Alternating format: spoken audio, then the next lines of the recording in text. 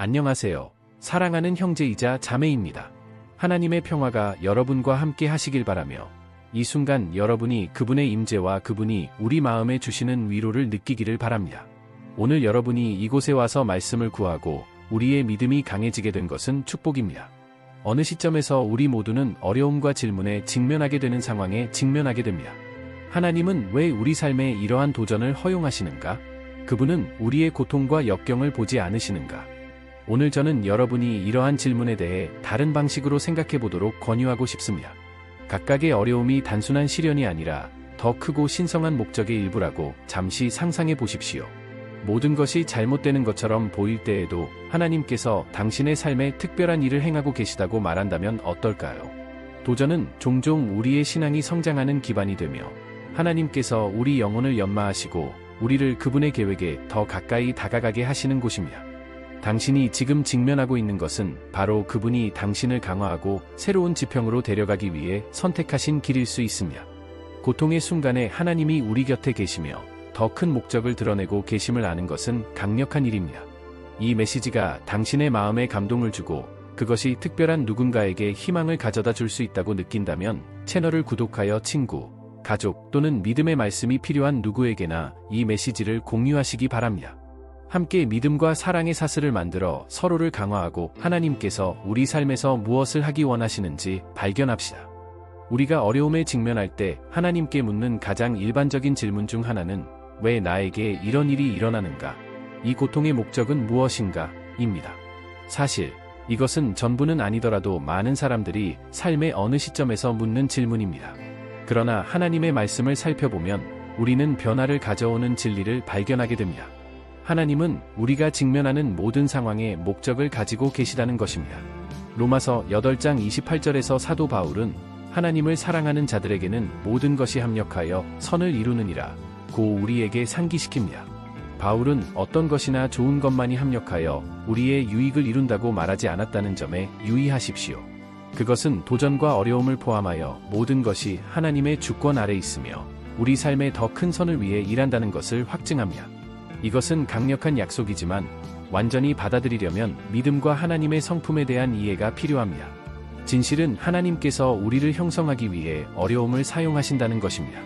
조각가가 거친 돌을 다듬고 불필요한 부분을 제거하며 작품을 완성하듯 하나님도 도전을 통해 우리를 빚어가십니다. 그분은 우리가 어려움에 직면하도록 허락하실 뿐만 아니라 그분은 이러한 순간을 이용하여 우리를 변화시키십니다. 모든 장애물을 통해 그분은 우리의 신앙을 강화하시고 우리에게 귀중한 교훈을 가르치시며 우리를 그분께 더 가까이 데려가십니다. 우리가 환난을 겪을 때 우리는 하나님의 임재를 심오한 방식으로 경험하고 그분께 더욱 의지하며 그분의 지혜를 신뢰하는 법을 배울 수 있는 독특한 기회를 갖게 됩니다. 성경에 나오는 이 진리의 특별한 예는 이집트의 요셉의 이야기입니다. 호세는 꿈이 있는 청년이었습니다. 하나님은 그에게 언젠가는 위대한 목적, 즉 그를 위해 준비된 특별한 무언가를 갖게 될 것이라는 비전을 주셨습니다. 그러나 이 목적을 달성하기 위한 여정은 길고 도전으로 가득 차 있었습니다. 요셉은 형들에 의해 노예로 팔렸고 사랑하는 사람들에게 배반당했습니다. 우리 누구에게나 그것은 파괴적인 상황이 될 것이며 하나님께서 우리를 버리셨거나 우리의 꿈이 결코 이루어지지 않을 것이라고 생각하게 만드는 타격이 될 것입니다. 애굽으로 끌려갔고 절대적인 복종과 자유를 상실한 위치에 있었습니다. 그럼에도 불구하고 그는 하나님께 충실했습니다. 요셉은 주님께 반항하거나 외면하는 대신 역경 속에서도 하나님이 그와 함께 하신다는 확신과 성실함을 지켰습니다. 그러나 그의 도전은 아직 끝나지 않았습니다. 그는 노예 신분이었음에도 보디발의 아내에게 누명을 쓰고 자신이 짓지도 않은 죄로 감옥에 갇히는 억울한 일을 겪었습니다. 요셉이 느꼈을 고통과 혼란을 상상해 보십시오. 그는 결백했지만 고통을 당하고 있었습니다. 그는 하나님께 신실했지만 축복이 오지 않는 것 같았습니다. 그러나 요셉은 감옥에서도 계속해서 하나님을 신뢰하고 섬겼습니다. 하나님께서 요셉의 더 큰 목적을 계시하시기 시작한 것은 이 감옥에서였습니다. 그분은 다른 죄수들의 꿈을 해석하셨고 결국에는 바로 자신의 꿈도 해석하도록 부르심을 받았습니다. 그 순간이 결정적이었다. 하나님께서는 그에게 꿈을 해석할 수 있는 지혜와 분별력을 주셨을 뿐만 아니라 요셉을 애굽 총독으로 세워 큰 권세를 누리게 하셨습니다. 요셉은 부당하게 노예로 팔린 청년에서 당시 가장 큰 제국에서 두 번째로 강력한 인물로 성장했습니다. 그는 자신의 목적을 찾았을 뿐만 아니라 극심한 기근 중에 수많은 생명을 구하기 위해 하나님께 사용되었습니다. 조셉의 이야기는 오늘날 우리가 직면한 어려움이 내일은 더 큰 목적을 위한 길을 닦을 수도 있다는 점을 가르쳐 줍니다. 하나님께서는 우리가 이유 없이 어려움에 직면하도록 허락하지 않으십니다. 때때로 우리가 고통이나 손실로 보는 것이 실제로는 그분이 우리 마음을 준비시키고 우리의 믿음을 강화시키며 다가올 일을 위해 우리를 준비시키시는 수단입니다. 조셉은 직면한 시련을 통해 의로운 지도자, 고결한 사람, 하나님의 종이 되어 어려운 시기에 자원을 관리하고 사람들을 돌볼 수 있는 사람이 되었습니다. 요셉의 삶과 마찬가지로 하나님은 우리의 어려움을 사용하여 우리를 온전하게 하십니다. 그분은 우리에게 인내와 겸손을 가르치시고 우리 각자를 위해 이미 기록하신 목적을 성취할 수 있도록 우리를 빚으십니다. 호세는 여러 번 포기할 수도 있었습니다. 그는 의심하고 의심할 수도 있었지만 충실함을 유지함으로써 자신을 하나님의 뜻 중심에 두었고 그가 상상했던 것보다 더 큰 목적이 성취되는 것을 경험했습니다. 그러므로 어려움에 직면할 때 요셉의 이야기를 기억하십시오. 하나님께서 모든 일을 주관하시고 시간이 지날수록 우리가 이해할 수 있는 계획을 성취하기 위해 배후에서 일하고 계시다는 사실을 기억하십시오. 그리고 우리가 기다리는 동안 하나님은 우리에게 모든 것이, 심지어 가장 어려운 일이라도 그분을 사랑하는 사람들의 유익을 위해 협력한다는 것을 알고 그분의 말씀에 의지하고 인내하라고 초대하십니다. 이 진리가 여러분에게 끊임없이 상기시켜 주기를 바랍니다. 하나님은 우리가 직면하는 도전에 목적을 갖고 계십니다. 우리가 그분을 신뢰할 때 그분은 우리를 변화시키시고 종종 우리가 상상조차 할 수 없는 곳으로 우리를 인도하십니다. 요셉은 노예로 영적 성장의 과정으로서의 도전. 우리 모두는 여정에서 도전과 시련의 시기를 마주합니다. 언뜻 보기에는 견딜 수 없거나 무의미해 보일 수도 있는 순간입니다. 그러나 하나님의 말씀을 보면 시련이 우리의 성품을 발전시키고 믿음을 형성하는 데 필수적인 역할을 한다는 것을 알 수 있습니다. 야고보서 1:2-4은 이렇게 가르칩니다. 내 형제들아, 너희가 여러 가지 시련을 당하거든 온전히 기쁘게 여기라. 너희는 너희 믿음의 시련이 인내를 이루는 줄 알미라. 이 말씀은 어려움에도 불구하고 시련을 영적인 성장의 기회로 바꾸는 신성한 목적이 있다는 것을 보여줍니다. 시련은 우리를 형성하고 강화하기 위한 하나님의 도구입니다. 그들은 우리에게 그리스도인의 삶에서 필수적인 덕목인 인내를 개발하도록 가르칩니다. 속도와 신속성을 중시하는 세상에서 인내심은 소중하고 귀한 선물이 됩니다. 하나님은 어려움을 이용하셔서 우리에게 현재 일어나고 있는 모든 일을 이해할 수 없을지라도 그분을 기다리고 그분을 의지하고 그분의 계획이 완전함을 믿도록 가르치십니다. 신앙으로 직면할 때마다 모든 어려움은 우리가 더 많은 인내를 얻고 더 강해지며 미래의 어려움에 대처할 수 있도록 준비하는 데 도움이 됩니다. 더욱이 시련은 우리가 하나님께서 승인하시는 성품을 발전시키는 데 도움이 됩니다. 성경은 우리의 믿음을 불로 정결케 한 금에 비유합니다. 금이 불을 통과하여 불순물을 제거하여 더욱 가치 있는 것이 되듯이 우리의 믿음도 시련을 통해 연단되고 정결케 됩니다. 모든 어려움 속에서 하나님은 우리 안에서 일하셔서 교만, 조바심, 이기심이라는 불순물을 제거하시고 우리를 더욱 그리스도와 같은 사람으로 변화시키십니다. 시련은 하나님께서 그분의 뜻을 이루기 위해 우리를 준비시키고 그분께 더 가까이 다가가게 하시는 정제 과정과 같습니다. 이 과정을 잘 보여주는 실제 사례는 인생에서 매우 어려운 시기를 겪은 남자 주왕, 조아우의 이야기입니다. 수년 동안 그는 이 프로젝트에 자신의 모든 에너지와 자원을 쏟으면서 작은 회사를 세우기 위해 노력했습니다. 그러나 경제 위기로 인해 그의 회사는 심각한 재정적 어려움에 직면하기 시작했습니다. 조아우는 사업을 유지하기 위해 최선을 다했지만 결국 모든 것을 잃고 말았습니다. 파산은 재정적 손실뿐 아니라 깊은 슬픔과 실패감을 가져왔습니다. 처음에 조는 버림받고 부당한 대우를 받았다고 느꼈고 왜 하나님께서 자신이 그토록 많은 노력을 기울여 지은 모든 것을 잃게 놔두셨는지 의아해했습니다. 그러나 기도와 하나님의 말씀으로 위로를 구하자 그는 사물을 다른 방식으로 보기 시작했습니다. 그는 그 절망의 순간에 그의 믿음이 시험을 받고 있다는 것과 실제로 하나님께서 그의 성품을 형성하고 계심을 깨달았습니다. 그는 자신의 모든 안전을 하나님보다는 사업과 자신의 능력에 두었다는 것을 이해하기 시작했습니다. 이 시련을 통해 주왕은 삶에 대한 새로운 관점을 발전시키기 시작했습니다.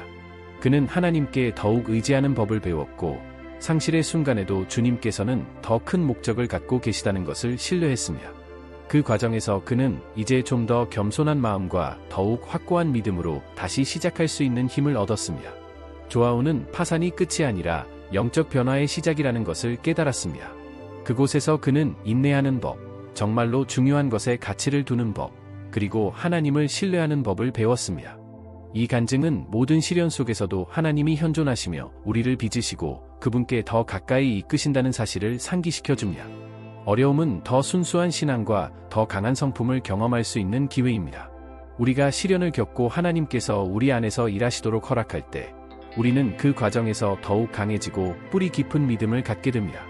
그러므로 우리가 삶의 어려움에 직면할 때 야고보가 말했듯이 그것을 큰 기쁨으로 여길 수 있습니다. 왜냐하면 그것이 우리의 영적 성장의 길이고 하나님께서 우리 각자를 위해 마련하신 목적에 더 가까이 다가갈 수 있기 때문입니다.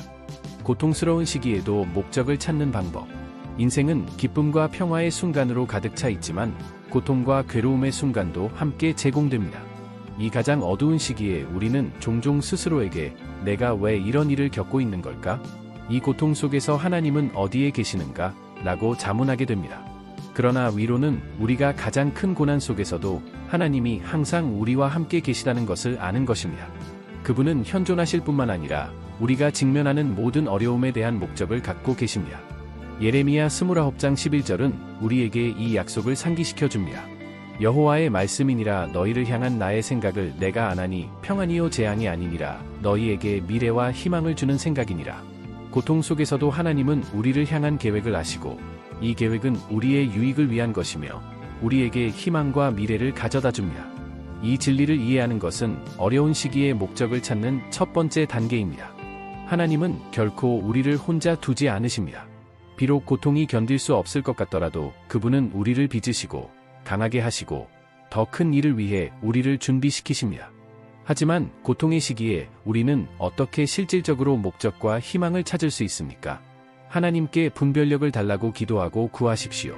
기도는 하나님과의 직접적인 의사소통이며 우리의 감정을 표현하고 위로를 구할 수 있는 신성한 공간입니다. 고통 가운데 있을 때 우리가 가장 먼저 보이는 반응은 무슨 일이 일어나고 있는지 우리 자신의 힘으로 이해하려고 노력하는 것일 수도 있으며 그러나 우리는 질문과 의심에 사로잡히는 대신 기도로 하나님께 나아가 분별력을 구할 수 있습니다. 분별력을 구함으로써 우리는 하나님께서 그 고통스러운 상황을 통해 우리에게 무엇을 가르치시거나 보여주시고자 하시는지 이해하려고 노력하고 있습니다. 종종 우리가 직면하는 어려움의 목적은 즉시 명확하지 않지만 진실하고 끊임없는 기도를 통해 우리는 하나님의 인도와 위로를 느낄 수 있습니다. 그분은 고통조차도 우리의 영적 성장과 아직 다가올 일에 대한 준비에 영향을 미칠 수 있다는 점을 이해하도록 도와주십니다. 기도는 우리의 눈물을 하나님과의 대화로 바꾸는데 도움이 됩니다. 거기서 우리는 우리의 염려를 버리고 하나님께서 모든 세부 사항에서 신성한 방식으로 일하신다는 것을 신뢰합니다. 성경을 읽고 묵상하십시오. 성경은 위로와 인도와 희망이 담긴 참된 보물입니다. 고통스러운 순간에 성경을 펴고 그 말씀을 묵상하면 우리가 겪고 있는 일에 대한 새로운 시각을 얻을 수 있습니다. 하나님의 말씀은 살아있고 활동력이 있습니다. 그것은 우리 마음에 말하고 각 상황 뒤에 있는 신성한 목적을 볼 수 있도록 도와줍니다. 예를 들어 시편에서 우리는 고난 속에서도 피난처를 찾습니다.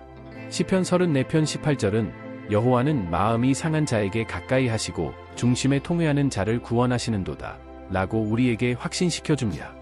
성경을 읽고 묵상하면 우리는 더 큰 용기와 믿음으로 고난에 맞설 수 있는 힘을 얻게 됩니다.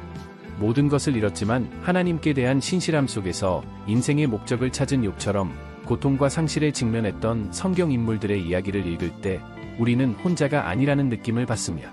욥의 이야기는 모든 것이 잃어버린 것처럼 보일지라도 하나님은 신실하셔서 우리가 상상할 수 없는 방법으로 우리를 회복시키신다는 것을 가르쳐줍니다.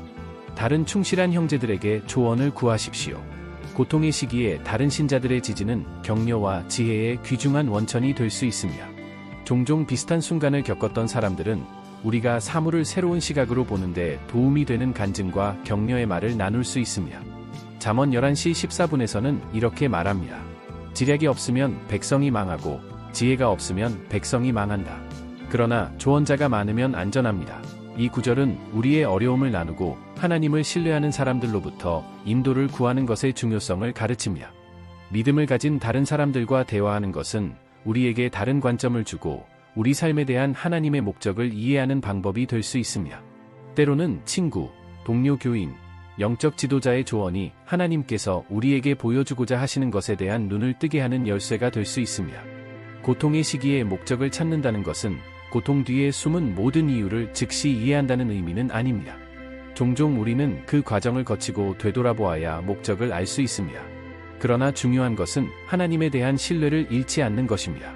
그분은 우리의 마음과 한계, 그리고 우리가 얼마나 멀리 갈 수 있는지 알고 계십니다.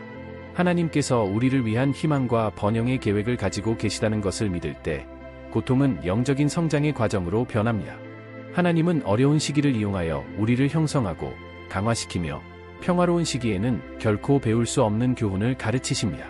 고통 속에서도 그분은 임재하시고 손을 내밀어 우리를 인도하시고 성숙하게 하십니다.